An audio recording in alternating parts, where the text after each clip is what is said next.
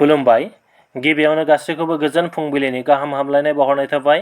लोगोसे बड'लेण्ड राजखान्थि निउज चेनेलाव गोसो गोरबोजों बरायनानै लाग्रोनाय जाबाय। दानिया फैदो आबुं रादाबाव। इउपिपिएल राजखान्थि दोलोनिफ्राय एबा हान्जानिफ्राय मोनसे गिदिर एबा गोनांथार फोसावनाय।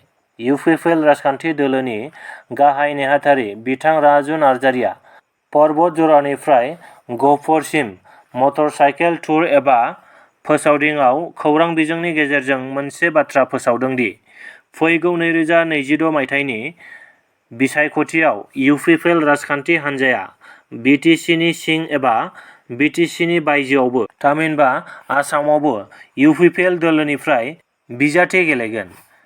बे बिसायख'थियाव गासै आसामावनो गेलेगोन। नाथाय जों दायो बबे बियाबाव गेलेगोन बेखौ जों थि खालामनाय जाथ'वाखै। नाथाय बेयो सैथो जे जोंनि इउपिपिएल राजखान्थि हान्जानिफ्राय बिटिसि सिंनि अनगायैबो गासै आसामावनो आसाम एसेम्ब्लियाव बिसायख'थि गेलेगोन। आरो जोंनि बे मटर साइकेल टुर लानायनि थांखियानो बेनो दि जोंनि इउपिपिएल राजखान्थि हान्जाया गुबुन दोलोफोर बायदि नङा। इउपिपिएल हान्जाया मोनसे गिदिर थांखि एबा सिमां दङ। बेयो जाबाय जोंनि इउपिपिएल राजखान्थि हान्जाखौ गासै आसामावनो जौगानाय खामानि मावगोन।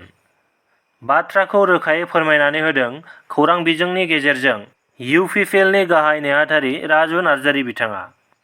कक्राझाराव डक्टर भुपेन हाजरिकानि 14थि थैनाय सानाव मानगोनां हाग्रामा महिलारिजों लोगोसे उर्खाव गोरा ब्रह्म आरो लरेन्स इस्लारि बिथांमोनखौ सोमोनांथावै गोबाव समनि उनावसो मोनसे जौस्राङाव जयै नुनो मोननाय जादों।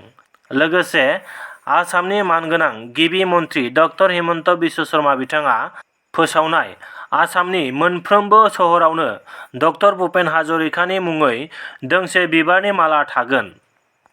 बे बाथ्राखौ लानानै मैयायो आसामनि गोबां सोहोरफोरावनो डक्टर भुपेन हाजरिकानि मुसुखायाव बिबारनि मालाखौ नुनो मोननाय जादों। दिनैनि रादाबा एसेनोसै, गोजोन्थों।